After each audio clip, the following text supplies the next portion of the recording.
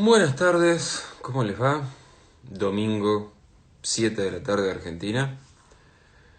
Espero que se encuentren muy bien o lo mejor posible durante esta prolongada cuarentena.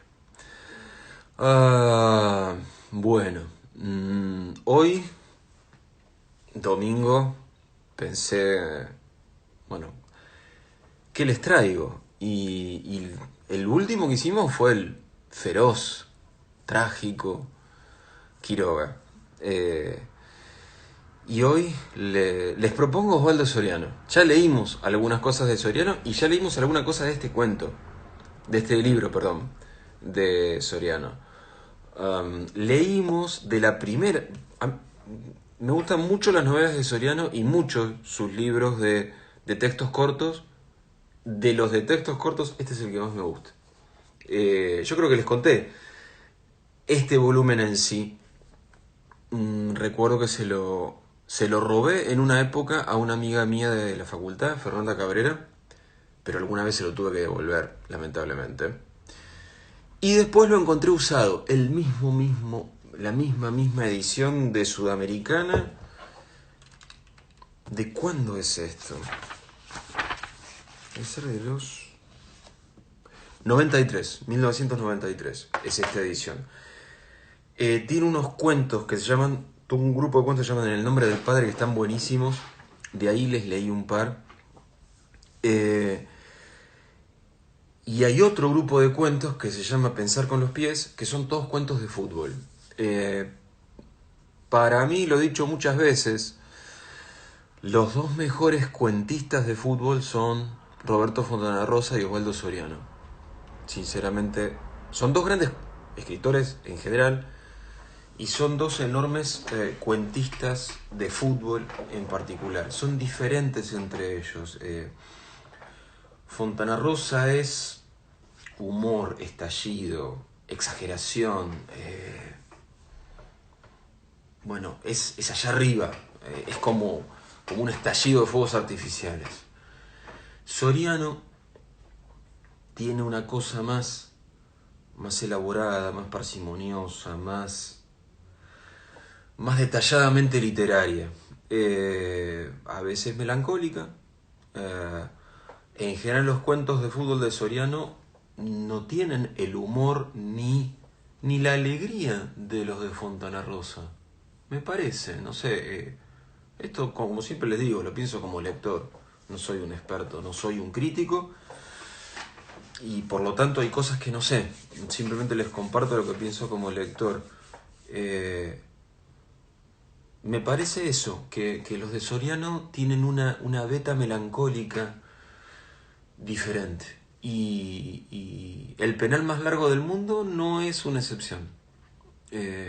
Tiene esa cosa melancólica y es para mí uno de los mejores cuentos de fútbol que hay. Como es un cuento largo, tiene sus buenas 10 páginas de texto, no voy a seguir yo aburriéndolos con mi palabrería. Y en todo caso, al final, les digo alguna cosa que me despierte en particular este cuento. Y sí, voy a tratar de acordarme, porque hay algo que les quiero decir que tiene que ver con algo que me enseñó Juan José Campanella en cuanto a la construcción de una historia, que tiene que ver con el objetivo emocional y el objetivo argumental de un personaje.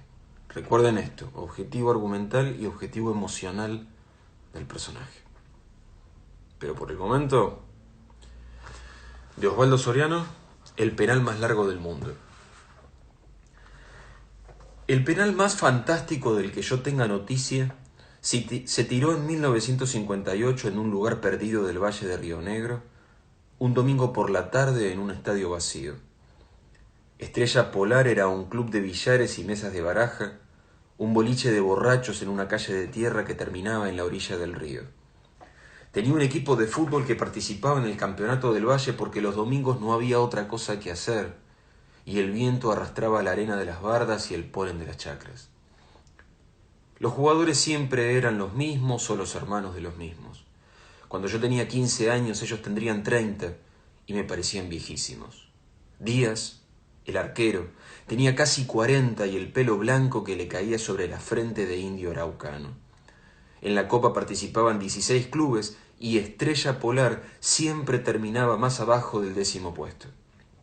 Creo que en 1957 habían terminado en el 13º lugar y volvían a sus casas cantando, con la camiseta roja bien doblada en el bolso, porque era la única que tenían. En 1958 empezaron ganándole 1-0 a Escudo Chileno, otro club de miseria. A nadie le llamó la atención eso. En cambio, un mes después, cuando habían ganado 4 partidos seguidos y eran los punteros del torneo, en los 12 pueblos del valle empezó a hablarse de ellos. Las victorias habían sido por un gol, pero alcanzaban para que Deportivo Belgrano, el eterno campeón, el de Padín, Constante Gauna y el Tata Cardiles, quedara relegado al 2º puesto, un punto más abajo.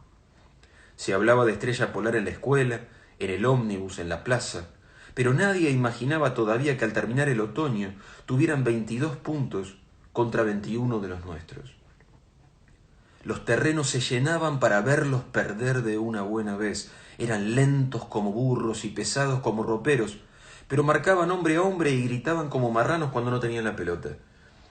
El entrenador, un tipo de traje negro, bigotitos finos, un lunar en la frente y pucho apagado entre los labios, corría junto a la línea de toque y los azuzaba con una vara de mimbre cuando pasaban a su lado.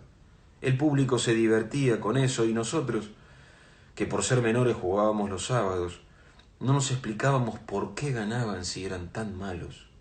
Daban y recibían golpes con tanta lealtad y entusiasmo que terminaban apoyándose unos sobre otros para salir de la cancha, mientras la gente les aplaudía el 1-0 y les alcanzaba botellas de vino refrescadas en la tierra húmeda. Por las noches celebraban en el prostíbulo de Santa Ana y la gorda Zulema se quejaba de que se comieran las pocas cosas que guardaba en la heladera. Eran la atracción y en el pueblo se les permitía todo. Los viejos los recogían de los bares cuando tomaban demasiado y se ponían pendencieros. Los comerciantes les regalaban algún juguete o caramelos para los chicos y en el cine las novias les consentían caricias por encima de las rodillas. Fuera de su pueblo nadie los tomaba en serio, ni siquiera cuando le ganaron a Atlético San Martín por 2-1. En medio de la euforia perdieron como todo el mundo en Barra del Medio, y al terminar la primera rueda dejaron el primer puesto cuando Deportivo Belgrano los puso en su lugar con 7 goles.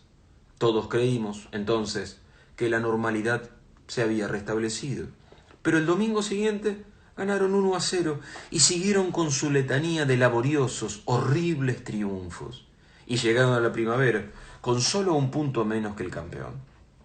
El último enfrentamiento fue histórico por el penal. El estadio estaba repleto y los techos de las casas vecinas también, y todo el pueblo esperaba que Deportivo Belgrano, de local, repitiera por lo menos los 7 goles de la primera rueda.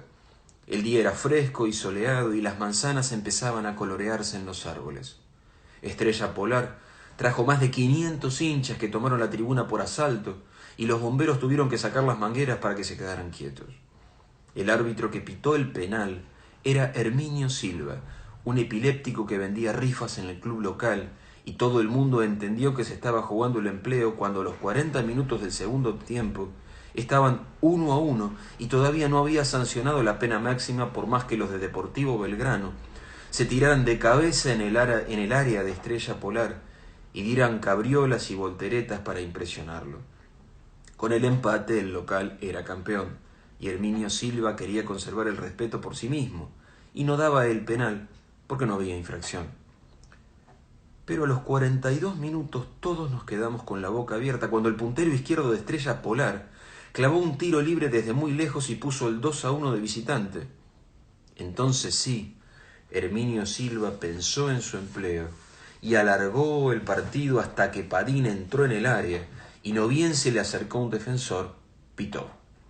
Ahí nomás dio un pitazo estridente, aparatoso y señaló el penal. En ese tiempo el lugar de ejecución no estaba señalado con una marca blanca y había que contar 12 pasos de hombre. Herminio Silva no alcanzó siquiera a recoger la pelota porque el lateral derecho de Estrella Polar, el Colo Rivero, lo durmió de un cachetazo en la nariz. Hubo tanta pelea que se hizo de noche y no hubo manera de despejar la cancha ni de despertar a Herminio Silva. El comisario, con la linterna encendida, suspendió el partido y ordenó disparar al aire. Esa noche el comando militar dictó el estado de emergencia o algo así y mandó enganchar un tren para expulsar del pueblo a toda persona que no tuviera apariencia de vivir allí.